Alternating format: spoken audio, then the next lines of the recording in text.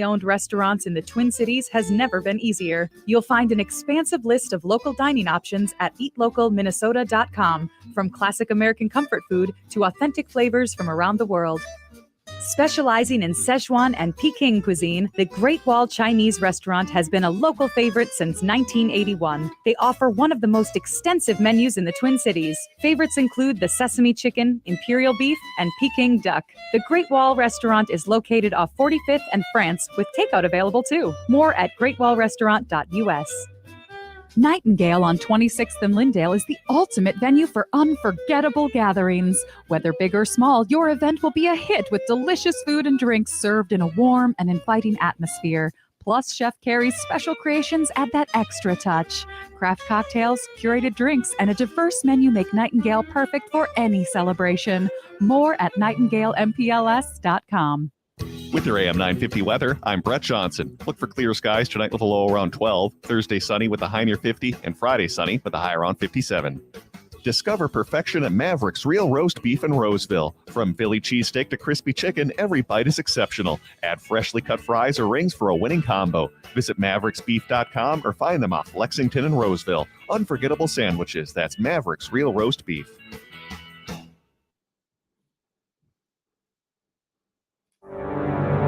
The views expressed and the opinions given by the individual host, guest, random reptoid, or chupacabra may not necessarily reflect those of AM 950 Radio, its affiliates, or its sponsors.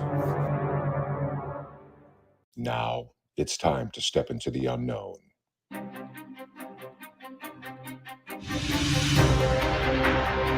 There are things people experience but never talk about. A shadow moving in the corner, flickering of the lights, a disembodied voice. We invite you to talk with us. Share your story, share your experience, because this isn't just your story. This is our story. This is GhostBox Radio with Greg Bakun. And this is GhostBox Radio on AM 950, where every night we talk about the paranormal, ufology, Bigfoot, and so much more. My name is Greg Bakun. Very nice to be here tonight. Thank you all very much for joining me. Happy Wednesday. And also, I just wanted to start off by thanking everybody. Monday and Tuesday, we reran an episode. Actually, was one episode that we cut up into two. That was our tribute to our fallen friend, John Yost. His film that he made a number of years ago called Alien Abductions Answers. That's available on Amazon. Please take a look. And thank you all for sending some kind words our way, remembering John. Some of you had been friends with him, and he's just a very kind person. And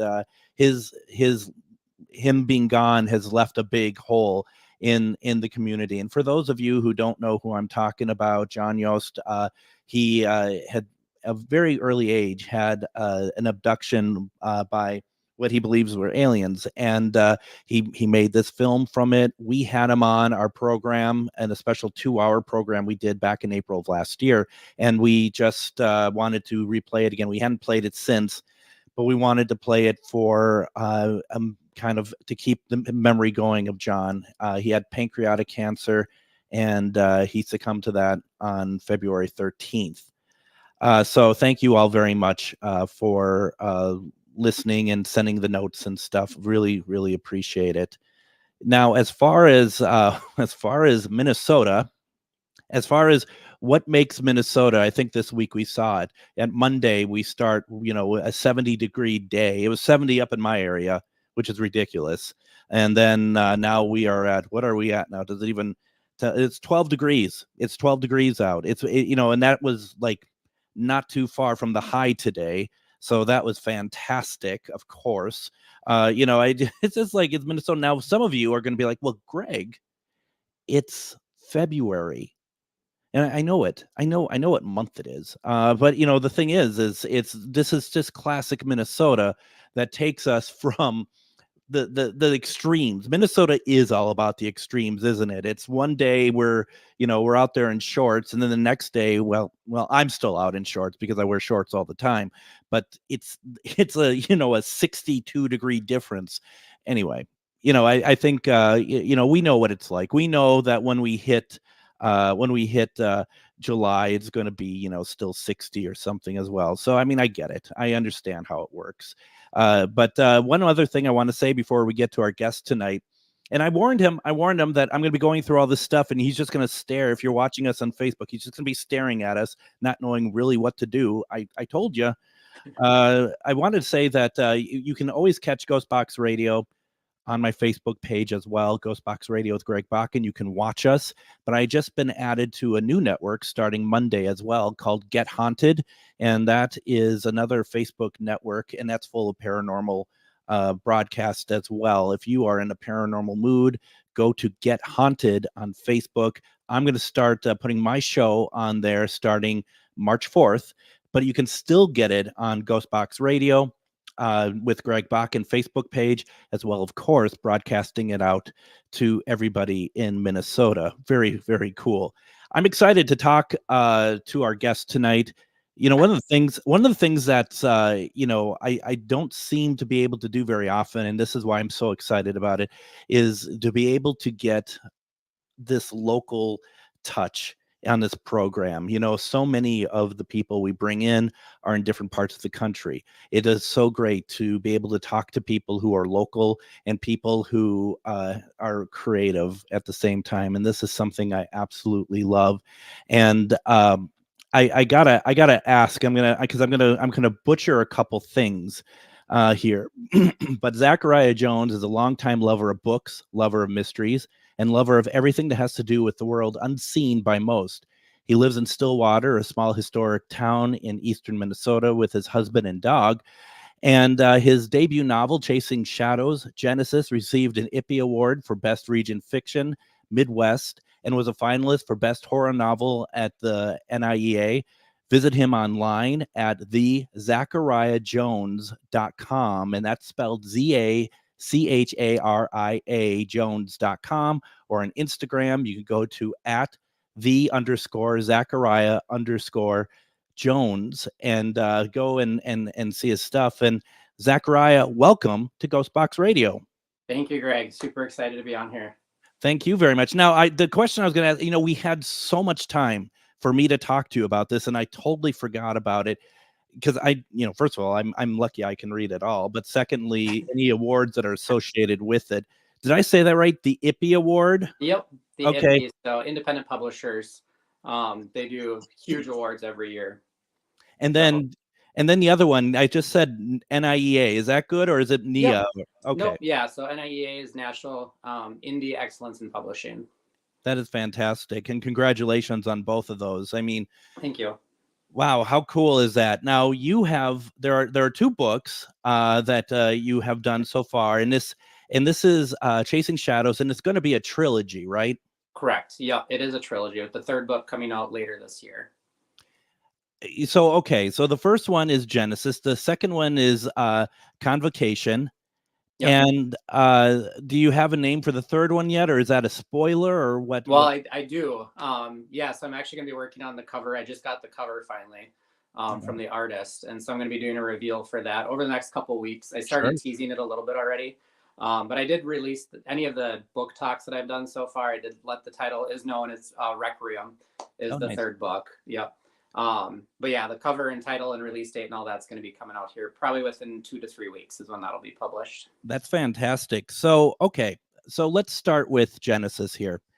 And let's talk a little bit about what this book is about, please. As you take the sip. Sorry, I just Oh, you're good.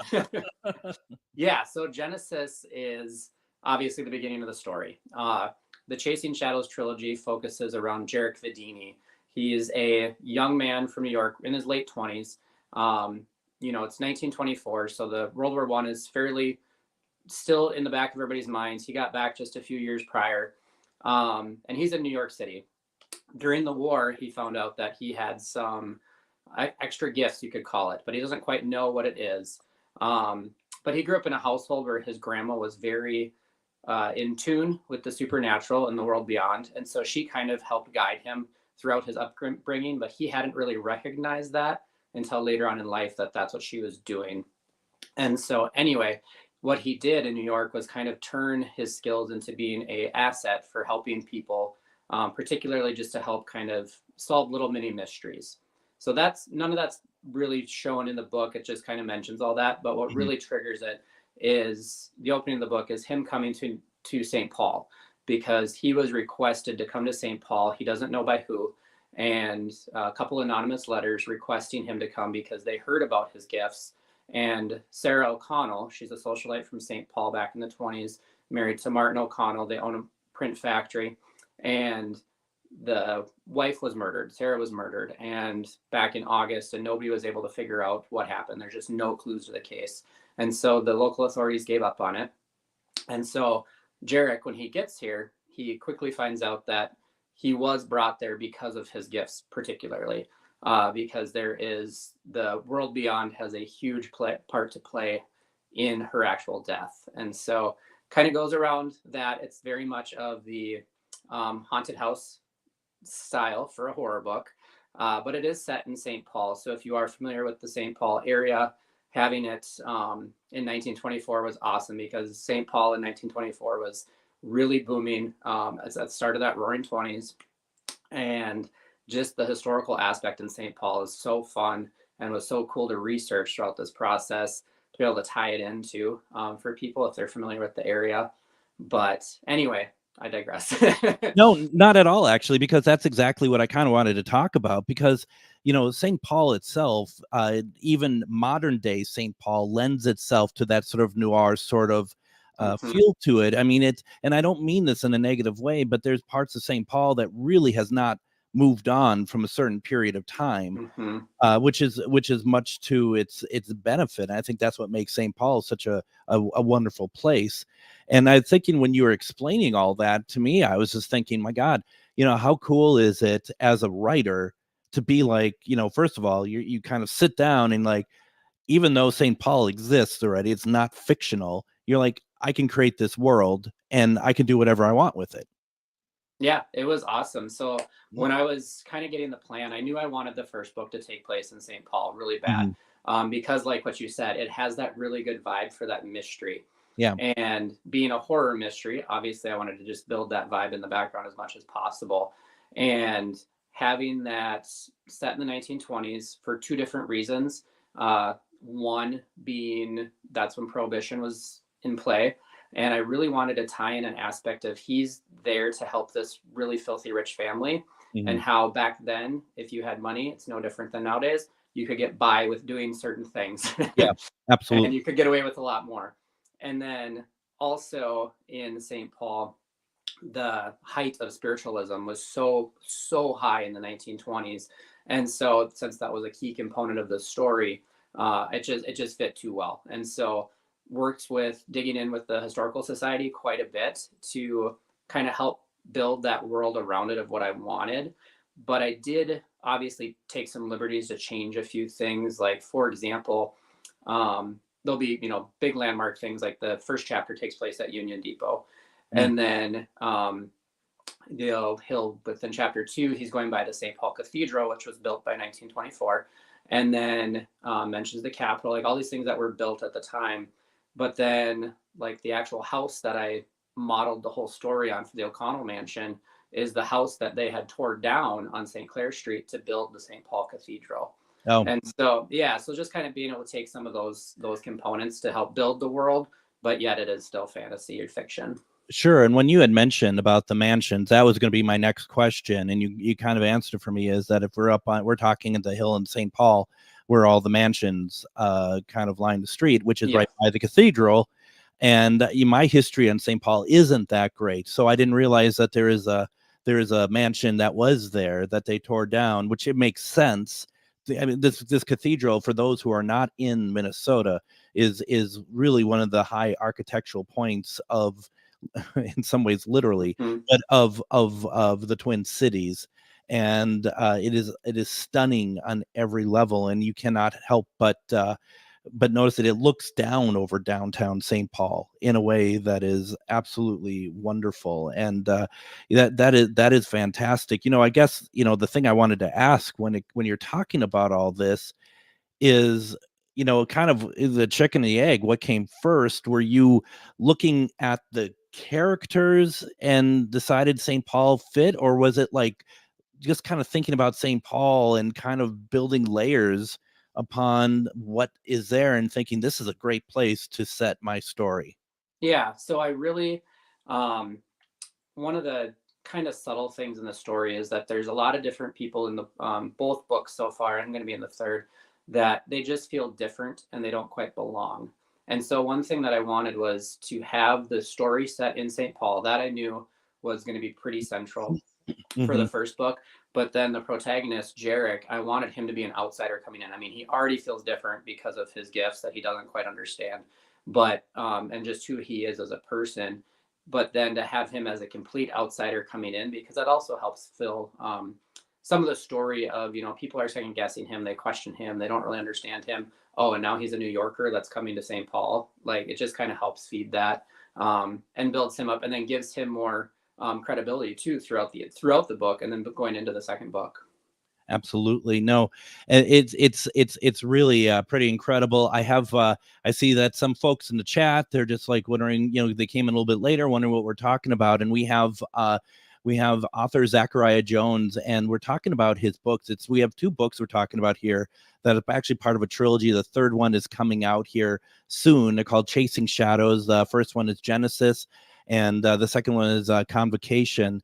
And you know, I think what I'd like to do right now, as we kind of have a point of a bit of a lull, I think what I'd like to do is I would like to take a break. And when we come back, we're going to talk more about these books. We're going to talk about the settings. Zachariah, I also want to talk about Stillwater as well. You're listening to GhostBox Radio on AM 950.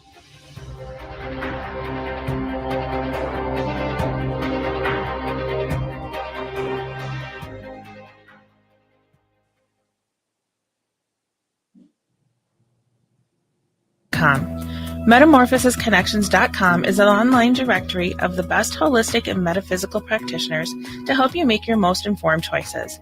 You can search metamorphosisconnections.com for classes, events, wellness and life coaches, plus metaphysical products and shops.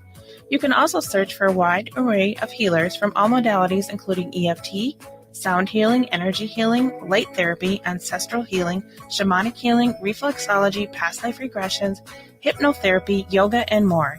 And if you're not sure where to start, the search feature on metamorphosisconnections.com is tailored to help both those who know what they are looking for and those who are just starting. Come explore the possibilities for your higher self by visiting metamorphosisconnections.com. Their experienced practitioners can guide both beginners and those that are already on their spiritual journey. That's metamorphosisconnection.com, your link to direct you on your spiritual transformation. Twin Cities Pagan Pride is thrilled to host Pekanicon 2024, March 15th through the 17th at the Crown Plaza, Minneapolis West Hotel. Come to Pekanicon to experience deep community where people gather to learn, socialize, and get inspired. This year at Pekanicon, you'll be able to see such notable guests as New Orleans writer and spirit woman Moia Humani, Beverly Smith, also known as Dr. Beverly, Cree storyteller and medicine woman Daffy Puyak, and Chief Arvo Looking Horse. Friday night, join us for a concert with music storyteller Michael Charette, also known as Laughing Fox. Special music guest Wendy Rule, plus an Equinox Ball Saturday night with music from Spiral Rhythm. Pekanicon is March 15th through the 17th at the Crown Plaza Minneapolis West Hotel. You can find more details and register today at tcpaganpride.org. Click on Pekanicon. That's tcpaganpride.org. Pekanicon 2024, March 15th through the 17th. In the heart of the Northeast, there lies a hidden beast, a dragon's lair at the crossroad, guarded by the maiden Mother Crone. A treasure trove of spells galore, discover incense, books, jewelry, and more. Just as the oracles foretold, this is where your mystery unfolds. As the shadows creep and the veil gets thin, do not fear what lies within. Magus Books is where your journey begins. Visit us at 1848 Central Avenue Northeast in Minneapolis, or online at magusbooks.com.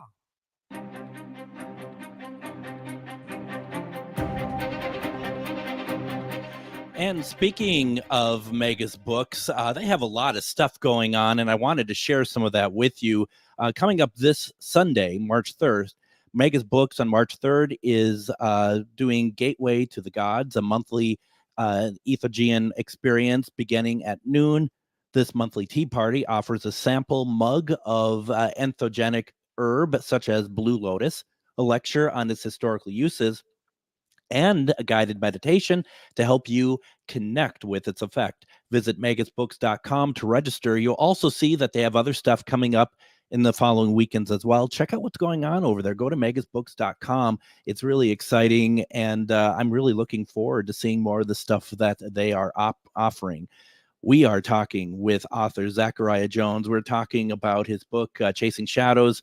And we had in the comments, we had somebody ask about, they're excited to read your book, they said.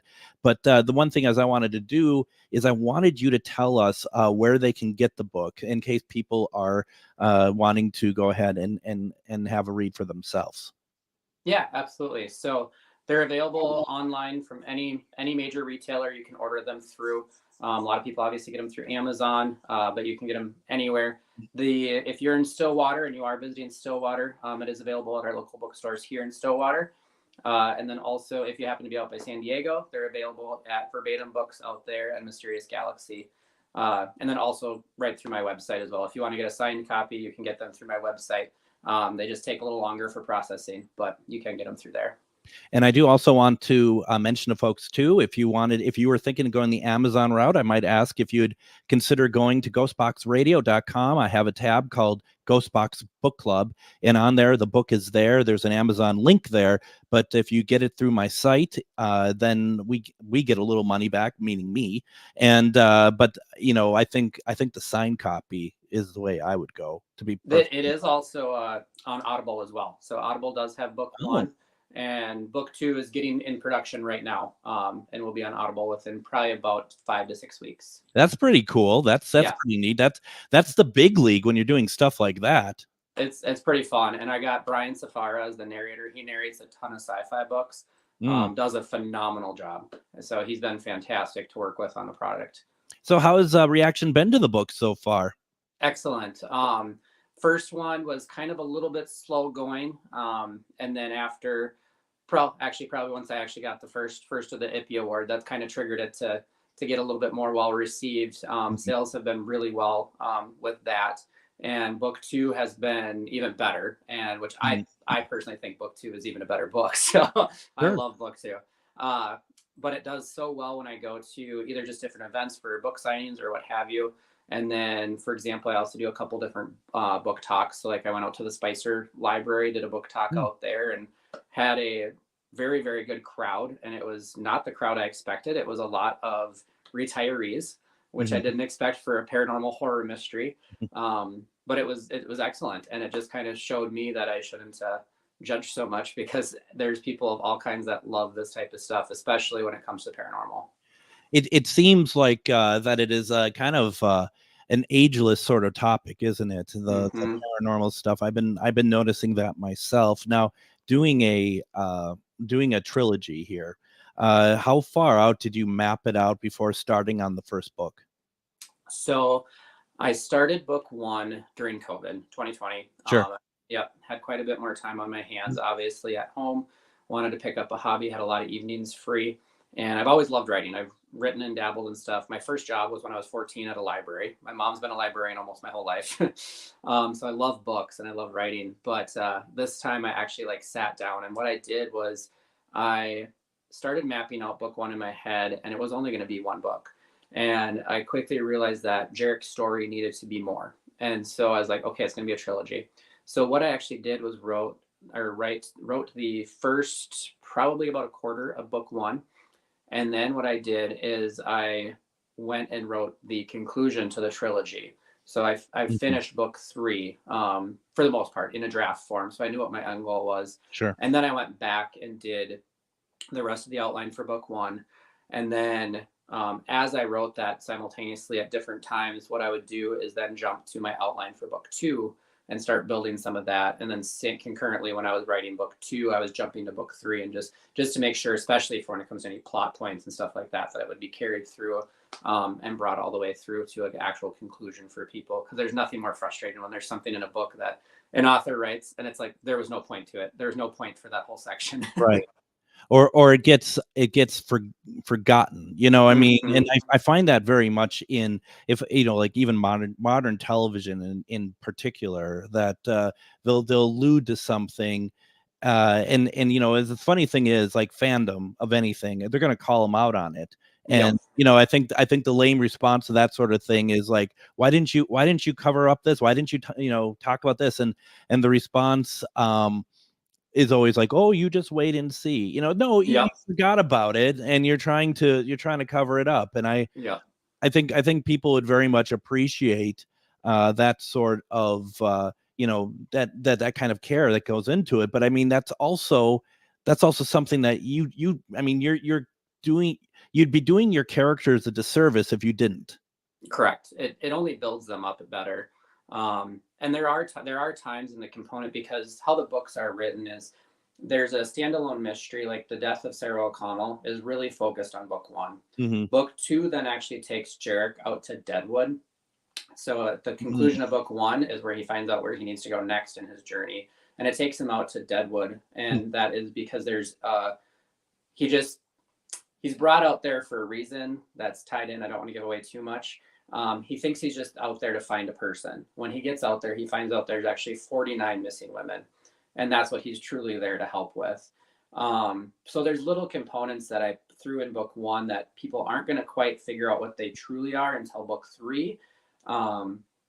But there is a reason for it, because I wanted to leave little breadcrumbs, because I love when people can have an aha moment. Yeah. And I had that in book two. I had some people be like, oh my gosh, now I figure out why you put that in book one. So that was really fun to see. But it's also kind of comical, because I do get messages at time from readers and they're like, what is this doing? What is this? I know there's a story to this, because almost every character, even some of the people you maybe meet for only a partial chapter, there's a reason for it. And so it's been really fun, because they're like, what was that reason? And it's like, well, I can't tell you. Yeah, you just wait. Have to wait and see. I love that. I love the fact that you can that you have it plotted out that way. And then of course you're hitting all the sweet spots. You're going up to Deadwood as well. Mhm. My gosh, you know, I mean, presumably then you've been to Deadwood yourself. Oh yes, many times. Yeah.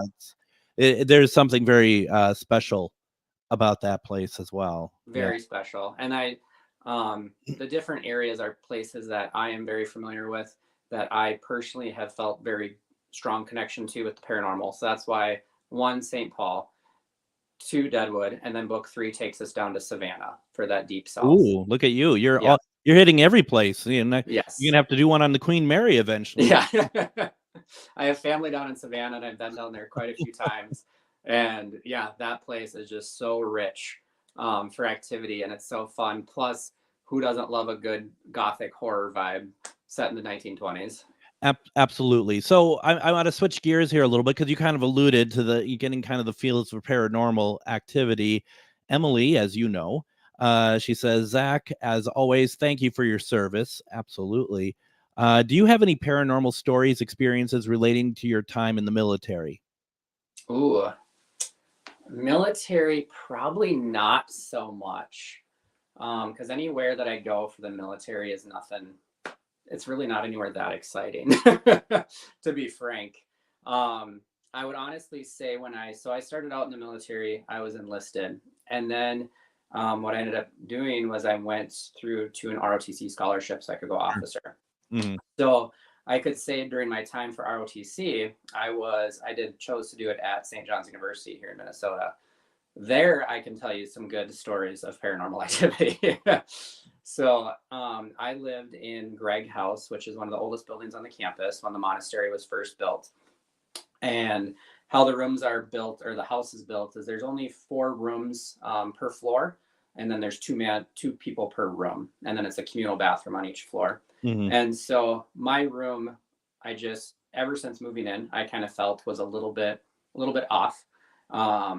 Like there was just something always there. There's always somebody there. And my roommate that year, he was hardly ever there. He was dating somebody that lived in St. Cloud, and he often stayed at their place.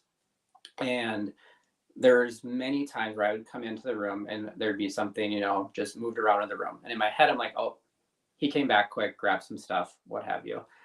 And then I started having some really weird things happen. I came home from class, and one of the screens that has those huge tall windows, because it's a very old building, Sure. and the screen was off of the window, laying on my floor in the middle of the room. And I'm like, what the heck? Like, did it blow out? But no, because all my stuff that I had on the windowsill, I had several books, a candle, and a little figurine, were stacked up on the screen, on top of the screen. So it was the screen and then the object stacked up on there. Mm-hmm. And so I was like, okay, something crazy is going on here. So it wasn't even a couple weeks later. I'm sitting in, I had one of the lofted beds. So I'm underneath, I'm working on the computer, and it was fairly windy outside. But I was in a corner room. So I had windows on two sides. And all of a sudden the shades for one of them like went up and then came back down, and it flew back up. And I'm like, okay. And then the window flew open. And I was like, so it's one of those like crank out style. And so I'm like, the wind is really bad. And then maybe 2 seconds later, the window on the other corner did the exact same thing, where there's no way the wind from outside would have been able to pull it. And then when I went and I closed all that, I went over to the sink, because there's a sink in the H bedroom too. Sure. And there was a figure, like a dark cloaked figure behind me. And I just turned around, gone, nothing there. After that, I never had any experience. That was probably a couple months before ending that school year. It was in second semester when that happened. But that was a really crazy one. And then also Simon Hall there is where a lot of the political science classes were. I went as a political science major. And that building, if you sat there at night, were in any of the study areas, you could always hear something walking on the one floor, and that door was always locked. It was very, very fascinating place. But that whole property is really cool, because there are parts of the monastery that are completely, obviously not allowed for students, because it is for the, the monks only, or the brothers only. But then there are parts that some of the brothers will even tell you why they're off limits to students. I know there's one room for sure in the main hall, and that was where an exorcism was conducted. And that room, you can see where it is, the doorway is bricked up now, and that one room is completely off limits. It's just really fascinating campus, really cool stories there. Not to get off track here a little bit, but I don't know if you ever read anything by Stephen LeChance. He's a paranormal author as well. And you make me think about talking about that room. It's interesting. I've heard before a number of times rooms where there's exorcisms and stuff, they're blocked off. And the boy where the Exorcist film was and novel was based on, it was obviously this boy in St. Louis, and from the room where the exorcism took place, they took all the furniture and they put it into one of the hospitals that he was staying at. It's down in the basement, and it's locked up. All the stuff is locked up, but Stephen himself went out there, and he had a chance to not to go in the room, but to be able to be at the door and stuff downstairs.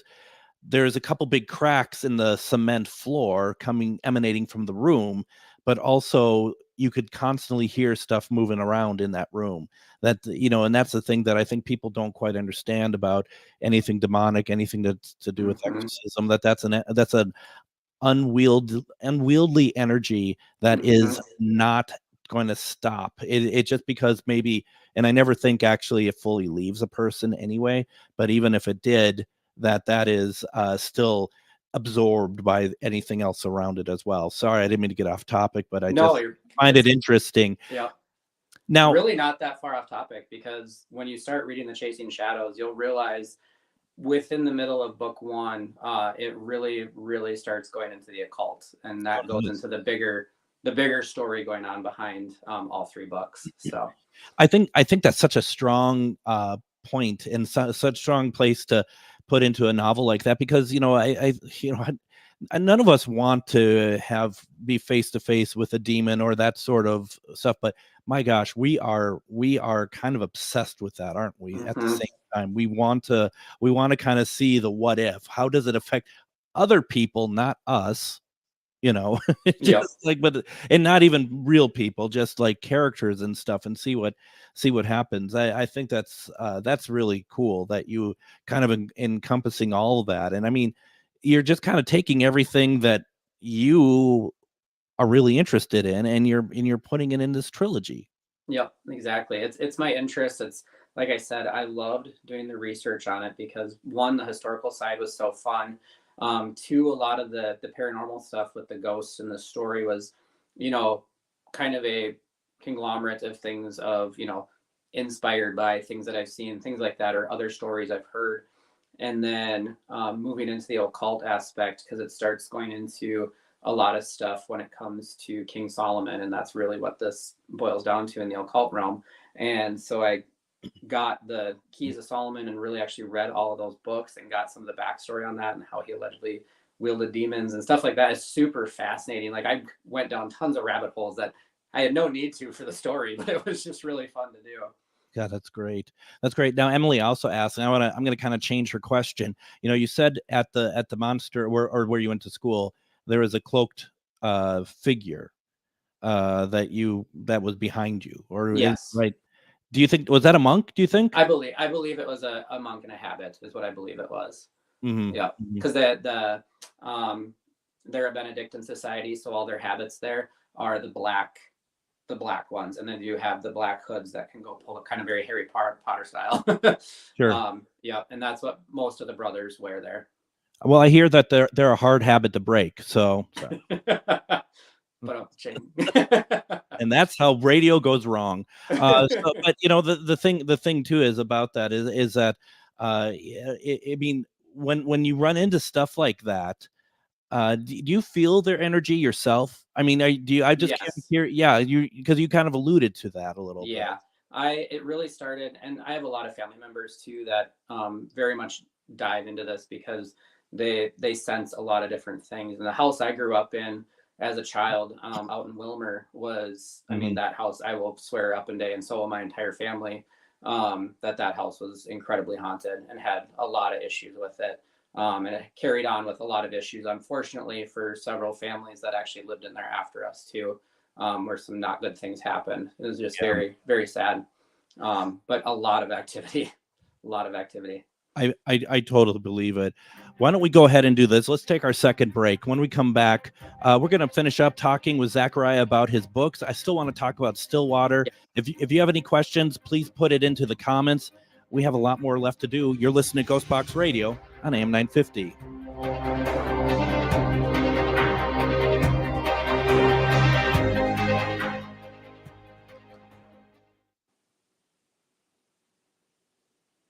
And you need to be listed on metamorphosisconnections.com. It's a network where you can grow with like-minded practitioners and reach new clients. Metamorphosisconnections.com is an online directory you need to list yourself and your business.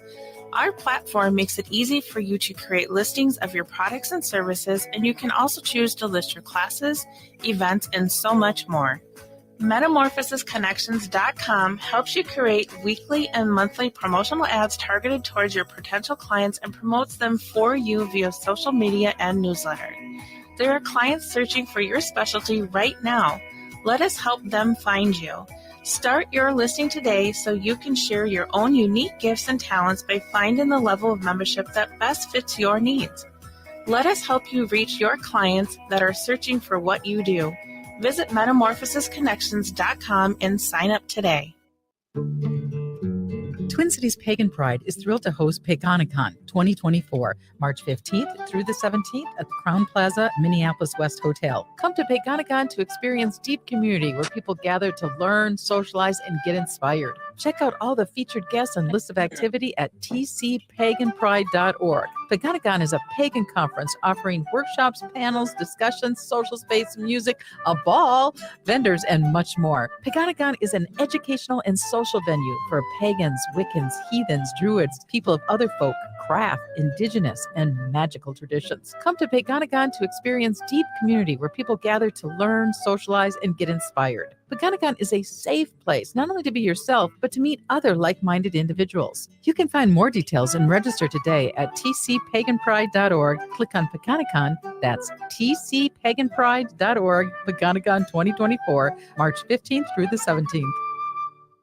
Feeling like people just don't get the vibrant rainbow unicorn that is your celestial essence? Have you been wondering how you stepped into this infernal, mundane timeline full of muggles, NPCs, and toilet paper shortages? Here at Magus Books and Herbs, we get you, and are staffed with real-life unicorns just waiting to help you rediscover your shine.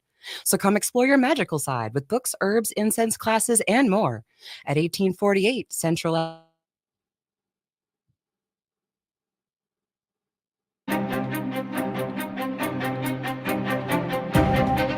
And join me tomorrow on GhostBox Radio with Greg Bakun. We're going to do a replay tomorrow with Daryl Marston from the A&E Ghost Hunters series. We're going to be talking about his book, which when we did it originally back in October, it was a newer book. It was called The Horrors of the House of Wills. Definitely, it was a great conversation. And really, I read it. It's a great book. Check it out. And the reason why, once I said last week, the reason why I do replays on Thursday is at 9 o'clock. You can watch it on GhostBox Radio with Greg Bakun on Facebook. I do a program. It's called Myth or Mystery, and I do it with a few other people, and we look at clips and we decide whether, like, there's these clips are looking like they're supposedly paranormal. Are they paranormal? Do we think they're paranormal? Are they not paranormal? Are they UFO? All this stuff. It's a fun show. Also, there's listener and watcher participation. You can vote on it as well. That's tomorrow at 9 p.m. And then afterwards is our episode with Daryl on GhostBox Radio. I am having a great conversation with Zachariah about his book, and it's been really good. The book is called Chasing Shadows. There's two of them so far, Genesis and Convocation.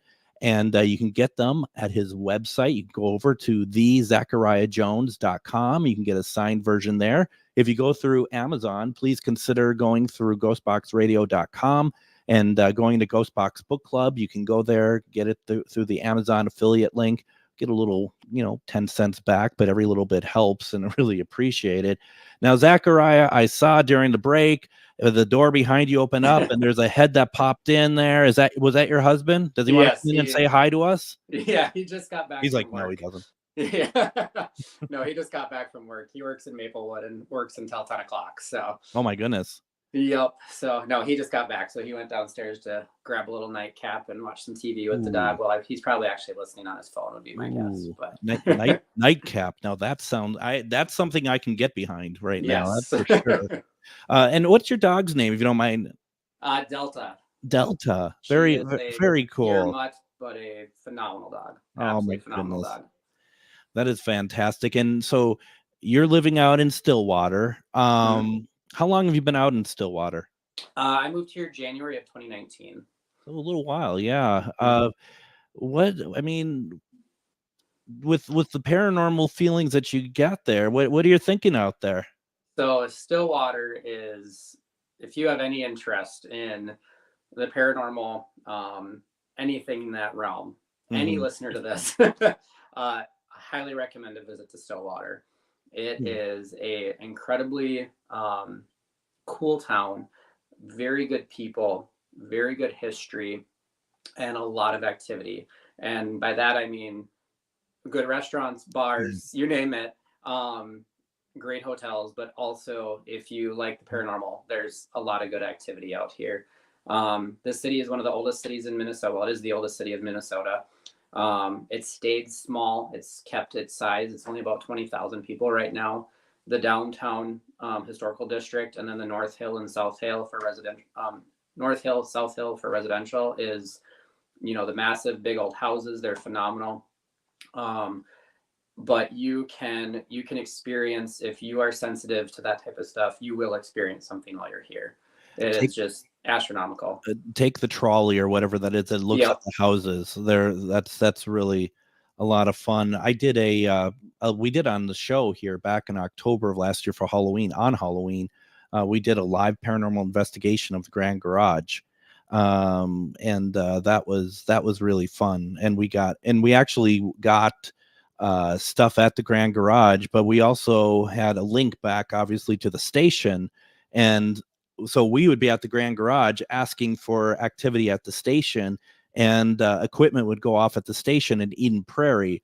And it was really quite the interesting night. And yes, as far as walking around Stillwater, you can't help but feel there's so many feels, actually, because of the just the psychic energy there, just the energy that's permeated throughout the years, but just the sights and the beauty and everything to do with it is, gosh, it's such a wonderful place. Yeah. For me personally, going by the Lowell Inn, it's the old Connolly Shoe Factory across the street from there, which is now it's an event center upstairs, and the Velveteen Speakeasy in the basement. Lot of energy down there, particularly an older man. That's very, very cool. And then also on the south end of downtown, it's the Laura Hotel and the Feller Restaurant. But it used to be the old brewery, back 100 years ago, well, more than 100 years ago, prior to Prohibition. And that area too is just phenomenal for some energies. It's really fun, really cool. But and most of the energies I've ever experienced there have been really good and positive, or just, conversational type stuff. But then when we were actually looking at houses to move here, there's a house on the South Hill that was in our price range, just absolutely beautiful, big old house. Walked into that house and instantly wanted to vomit. Like, I was hot, sweaty, felt like I couldn't breathe. Josh right away noticed, the realtor right away noticed. It was very, very heavy walking through that house, and then got to the top floor, because it was a 3-story house, and pulled down the ladder for the very upper part, which actually had a widow's wash on it. And instantly it was like, nope, I'm out. I gotta leave this house. So that was the one time where it was very not so great energy, but overall it is phenomenal. Really good interactions. If anybody's sensitive, like I said, highly recommend a visit down there. Wow. Yeah, no. And what's interesting about that too, about those houses and whatever, because of the type of businesses that were around back then, that where the money came from, like the lumber and stuff like that. It's, it kind of gives a feel of old money, I thought, just these big houses and stuff. And I suppose in a way, I think there has to be some similarities to a certain extent with Savannah in some extent. Oh, yes, definitely. There's a lot of good similar vibes. And that's what's really beautiful if you look at the architecture here too. So Stillwater has always had a strong pagan background as well, which is really cool. Yeah. And so if you look at some of the architecture and how some things are built and designed, you can see certain symbols within the architecture. And it's really cool if you actually kind of just keep your eyes open for it. It's pretty neat. And then down in Savannah, there's also a lot of that, which is really cool. I think you need to start tours in Stillwater. No, I don't have time for that. I'll join people for a drink and we'll walk and find a ghost. Once again, an idea I can get behind. And I think you have the 2 books out. The third one, it's going to be coming out, and you said it, and I apologize. In October. In October, that's going to be pretty amazing. Coming out now. Are you working on any other books or anything right now? Yes, I actually have a couple other ones that I'm working on right now. One is a normal, just literary fiction, and that one is actually more. It's a fiction book, but it is tied to the military, and it's actually about a soldier just literally going through basic training. And this is during the Don't Ask, Don't Tell. So sure, semi autobiography is what it is. Absolutely, but it's actually fiction. But it's going to be fiction. And obviously exaggerated and dramatized. But then I am working on a couple other ideas for horror books. One I did start, and that one is a horror book that's focuses around Peeps the Clown. And then I have another one that I really want to write. I have not started it at all, but I do have the concept, and that is really also about the house that I grew up in, Wilmer. I would really like to do something focused around that house, just because there were so many anomalies and dark things with that house. Is it still standing? It is. I think they're on probably family number 5 since we moved out 20 years ago. Wow. So yeah, and some not great things. Several people are in jail from different families throughout those periods. It's So, it's something that I've heard before with different houses and stuff, that there is, and it's just there's something that stays. There's a funk. There's something that mhm, is just, and it feeds on people who live there. mhm. It really does. Not to get too personal, but yeah, it definitely affected our family back in the day. And just so many strange things of, I mean, even like my father would never be somebody that would really believe too much in the paranormal, and even he will admit that house, there's something wrong with it. And I mean, the amount of voices we heard, full Mm. on conversations taking place in that house that we could audibly hear collectively. Hmm. How many family members would be sleepwalking and do really weird things in the night. We had blackbirds fly out of our basement, flying like they literally flew out of the utility room. Um, I had something in my crawl space attic that was physically moving things around in there and trying to open the door while I was in my bedroom.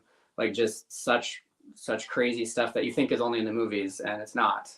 I have to say, because I see my friend John is in the chat right now, and you had just talked about a blackbird that came up out of nowhere. And John, does that sound familiar to you at a place that we investigated in Iowa? That there's something I've seen it, I've heard it. We don't know if it was a blackbird or what it was, but something came out of a wall and we ducked, and then it came back at us and there was nowhere for it to go, and Mm-hmm. it's unexplainable. And that is really just a very interesting thing. And that's the thing I love about when we get together, just all of us, and we talk about our paranormal experiences. It's nice to hear stuff that has happened to you, that it might be like some of it is like applicable to stuff that we've done, because sometimes you just don't know. Mm-hmm. So it's boy, it's really interesting, isn't it? Any thoughts about like doing just stuff set in Stillwater? Any right? I mean, because it's I would like to do that.